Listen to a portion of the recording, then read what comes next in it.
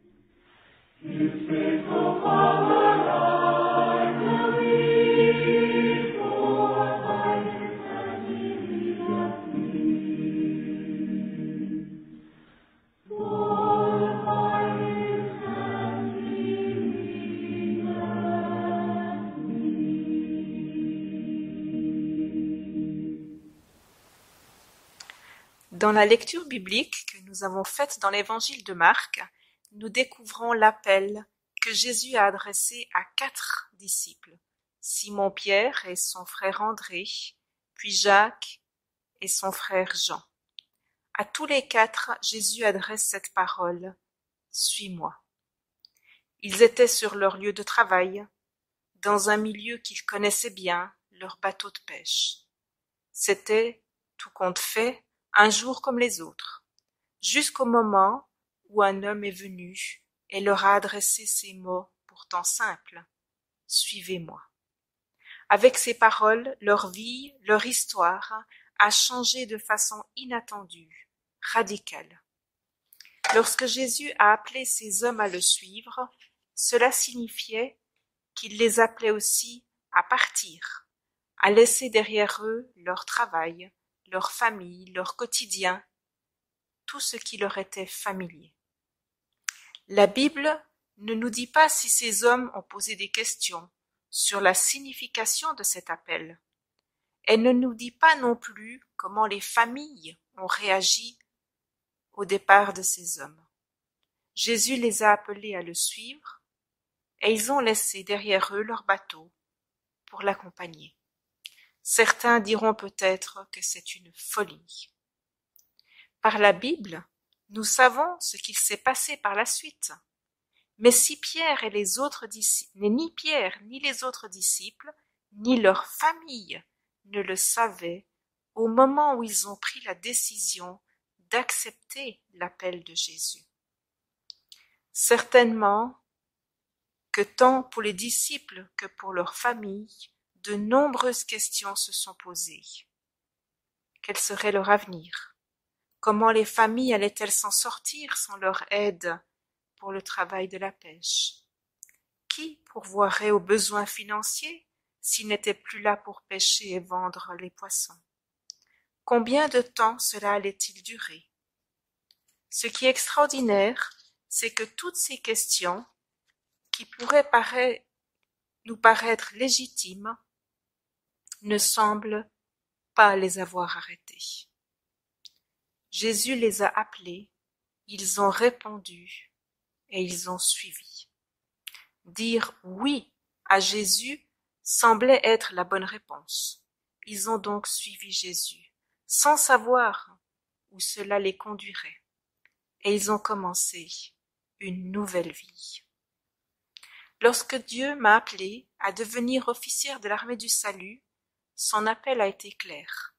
Mais mes excuses, mes craintes, mes propres projets pour ma vie m'ont empêché d'y répondre positivement. J'acceptais une partie de l'appel, mais je n'acceptais par contre pas que Dieu choisisse l'endroit où je le servirais. Plus tard, lorsque l'appel de Dieu s'est à nouveau fait entendre pour que nous devenions officiers de l'armée du salut, Dieu m'a donné sa paix et m'a fait comprendre qu'il allait diriger, conduire toutes choses. Beaucoup de questions se sont posées, à nous-mêmes, mais également à nos proches, pour notre avenir. Ces questions étaient justifiées, et elles auraient pu nous arrêter, nous inciter à renoncer. Certaines personnes ne comprenaient pas que nous puissions accepter cet appel, alors que notre situation familiale ne semblait pas idéale à un oui à la vocation que Dieu nous adressait. Mais l'appel du Seigneur avait été tellement clair que cela nous a aidés à lui faire confiance en sachant que si nous n'avions pas de réponse à nos questions, à celles de nos proches, Dieu connaissait toutes choses et que c'est lui qui pourvoirait. Répondre oui n'a pas aplani tous les problèmes, mais nous savions que nous étions là où le Seigneur le voulait et qu'il nous aiderait, nous soutiendrait jour après jour, parce qu'il connaissait notre avenir. Lorsque Jésus a appelé ses futurs disciples en leur disant « Suivez-moi », cela signifiait aussi qu'il serait avec eux, que c'était lui qui leur montrerait le chemin, qu'il serait leur guide, leur professeur. Ces hommes partaient pour une destination qui leur était inconnue, mais Jésus désirait les assurer qu'ils ne partaient pas seuls. Ce chemin inconnu qui était là devant eux, il allait le parcourir avec eux, tout en les enseignant, en leur permettant de découvrir, étape après étape, ce que signifiait la mission qu'il désirait leur confier. Je vous ferai pêcheurs d'hommes. Alors que nous passons par des moments particuliers, des moments que la Terre n'a pas encore connus avec la crise du coronavirus, les médecins reconnaissent qu'ils apprennent jour après jour à connaître ce nouveau virus qui touche le monde entier et dont ils ignorent encore beaucoup de choses. Nous réalisons que cela entraîne pour beaucoup des moments d'incertitude, de doute, de peur même. Nous nous sommes certainement tous posé des questions concernant cette pandémie. Que va-t-il se passer? Combien de temps cela va-t-il encore durer? Comment allons-nous sortir de cette crise? Qui faut-il croire? Ceux qui nous disent que ce n'est pas si grave ou ceux qui estiment que la situation est catastrophique? Est-ce sage de vivre plus ou moins normalement? Ou au contraire, devrions-nous changer radicalement notre façon de faire? Qui a raison? Ceux qui refusent de sortir ou ceux qui vivent comme si rien n'était? Je ne désire pas donner des réponses à ces questions. Je ne les ai de toute manière pas. Mais il est important que nous prenions conscience que nous sommes dans une période où beaucoup de questions se posent à chacun de nous. Un temps où nous devons avancer jour après jour sur un chemin qui nous était inconnu il y a une année encore. Je réalise qu'aujourd'hui, Jésus nous redit, comme il l'a fait pour Pierre, André, Jacques, Jean, « Suivez-moi ». Et il est rassurant de constater que Jésus n'a pas invité ses disciples à le suivre sur un chemin inconnu pour les abandonner dans les périodes de doute, d'inconnu, de remise en question. D'ailleurs, même après sa mort et sa résurrection, il les a assurés qu'il ne les laisserait pas seuls, qu'il leur enverrait le Saint-Esprit pour qu'il soit toujours là afin de les soutenir, de les accompagner, les aider, les instruire. Ces derniers mois ont été particulièrement remplis de questions pour moi. Ma vie a pris un tournant très particulier, avec bien sûr le confinement puis le déconfinement, mais surtout à cause de mon incapacité à faire ce que je désire ou ce que je pense devoir faire, à cause d'une sciatique très douloureuse. Souvent, j'aurais voulu mettre en route la marche arrière pour passer par un autre chemin, éviter ce tronçon difficile. Pourtant, ce temps m'a permis de réfléchir sur ces étapes de nos vies qui sont pénibles et parfois même très pénibles, mais où nous prenons peut-être encore plus conscience que nous ne sommes pas seuls, abandonnés. J'ai particulièrement ressenti dans ces moments douloureux que je n'étais pas isolée. Dans plusieurs conversations, des personnes m'ont partagé cette constatation. Heureusement que nous savons que le Seigneur est avec nous. Certaines m'ont même dit, mais comment font ceux qui ne croient pas en Dieu? Oui, j'ai pleinement ressenti le soutien, l'aide du Seigneur, mais aussi de ma famille et de tant de personnes qui, d'une manière ou d'une autre, m'ont encouragé à continuer d'avancer. Alors que j'avais souvent plus envie de m'arrêter, qui m'ont apporté leur appui, leur soutien. J'ai vraiment réalisé qu'accepter de suivre Jésus n'était certainement pas une échappatoire pour éviter de réfléchir, d'avoir à prendre des décisions, que ce n'était pas non plus un moyen qui nous permettait de ne pas avoir à souffrir. La vie n'est pas plus facile ou plus difficile parce que nous acceptons de dire oui à l'appel du Seigneur. Mais suivre Jésus, c'est avoir l'assurance qu'il y aura toujours quelqu'un avec nous sur le chemin, toujours quelqu'un qui sera là pour nous soutenir, nous accompagner, nous relever, pour entendre nos pleurs, nos questions, nos révoltes. Suivre Jésus ne signifie pas nécessairement tout laisser derrière soi, comme les disciples l'ont fait, pour une vie complètement différente, mais c'est aussi consentir de cheminer jour après jour aux côtés de Jésus. C'est accepter qu'il ferme certaines portes que nous aurions voulu franchir et qu'il en ouvre d'autres, des nouvelles, qui nous emmèneront sur des routes parfois totalement inconnues. C'est réaliser qu'il le fait parce qu'il voit plus loin que le bout du chemin qui nous est personnellement visible. Aujourd'hui, Jésus nous appelle encore. Viens, suis-moi. Ne crains pas, je serai là pour te montrer comment avancer. Combien c'est rassurant de savoir que face à toutes les informations, bien souvent contradictoires, que nous recevons journalièrement dans notre monde hyper connecté, Jésus nous invite à le suivre, lui. Il nous invite à le suivre des yeux, à ne pas chercher à comprendre à tout prix ce qui nous arrive, à ne pas vouloir gérer tout nous-mêmes, mais à accepter que le Seigneur voit le bout de chemin sur lequel nous marchons aujourd'hui, mais qu'il connaît aussi celui que nous allons parcourir demain, la semaine prochaine, le mois prochain et bien au-delà encore.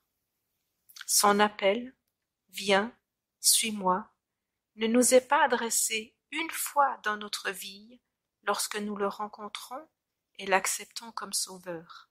Mais Jésus nous adresse chaque jour à nouveau cet appel.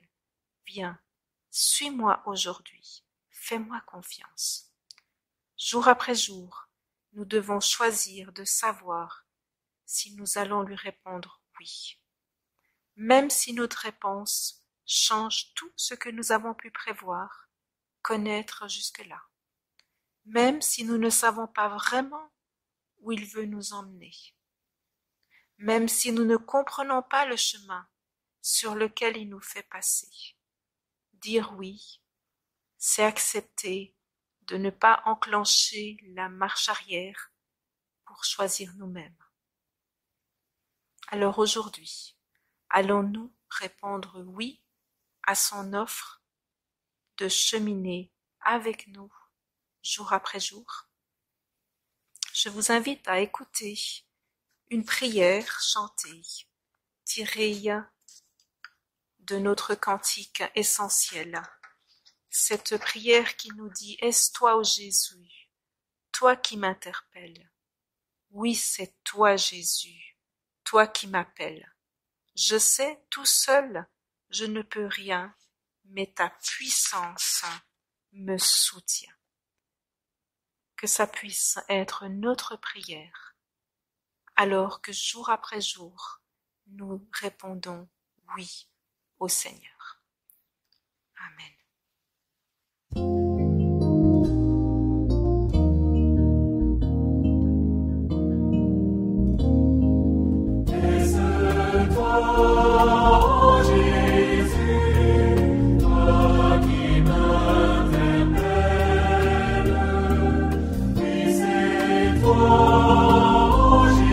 Jésus, c'est toi qui m'appelles.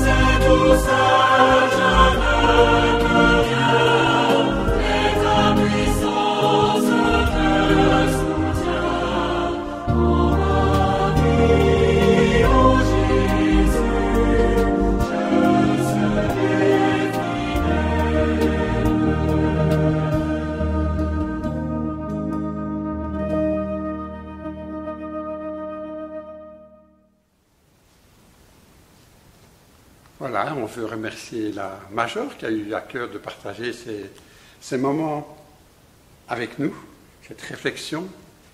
Et Jésus, c'est toi qui m'interpelles. Oui, c'est toi qui m'appelles.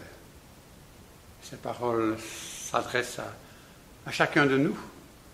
Et je crois que nous sommes vraiment appelés les uns les autres à y répondre.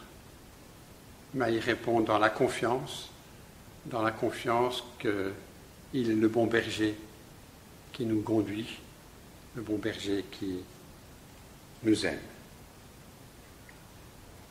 Je vous invite à prier. Oui, Seigneur notre Dieu, c'est vrai, nous te sommes reconnaissants parce que tu nous connais, tu nous aimes, tu nous appelles. Tu as ce désir de partager avec chacun d'entre nous les moments de joie comme les moments de peine, comme les moments plus difficiles. Tu veux être là et tu es là, à nos côtés. Alors aide-nous à chaque jour répondre à cet appel de te suivre, d'avoir confiance que tu es là, que tu as préparé toutes choses. Seigneur, vraiment que ton nom soit béni, que ton nom soit loué. Amen. Et puis voilà, nous sommes en direct cette semaine et la semaine prochaine nous le serons encore, donc il n'y aura pas de culte dans la salle. Et puis je voulais vous partager aussi, vous encourager en tout cas à continuer de prier les uns pour les autres. Et c'est vrai particulièrement pour Marceau, ceux qui ont l'occasion de suivre les nouvelles, on est quand même très encouragés de voir la bénédiction de Dieu pour Marceau qui rentre maintenant en Belgique et nous voulons continuer à l'entourer parce que voilà, il doit subir quand même pas mal de soins et on veut l'entourer ainsi que ses parents et sa sœur Ève. On veut aussi entourer Espérance de nos prières qui est en convalescence et puis j'ai partagé avec plusieurs un sujet d'intercession important, c'est Jonathan, son épouse et les enfants qu'elle porte parce qu'elle attend des jumeaux. Jonathan est actuellement dans le coma suite à une tumeur et c'est vrai que la situation est très, très difficile, mais nous voulons vraiment intercéder et croire que le Dieu en qui nous nous confions, à qui nous nous adressons, est tout-puissant pour être là aussi bien aux côtés de Jonathan que de son épouse et des enfants qui sont en devenir. Alors vraiment, entourons cette famille de notre prière. Continuons aussi à entourer la Major Bleuette de nos prières. Comme vous le savez aussi, fin de ce mois, elle sera opérée.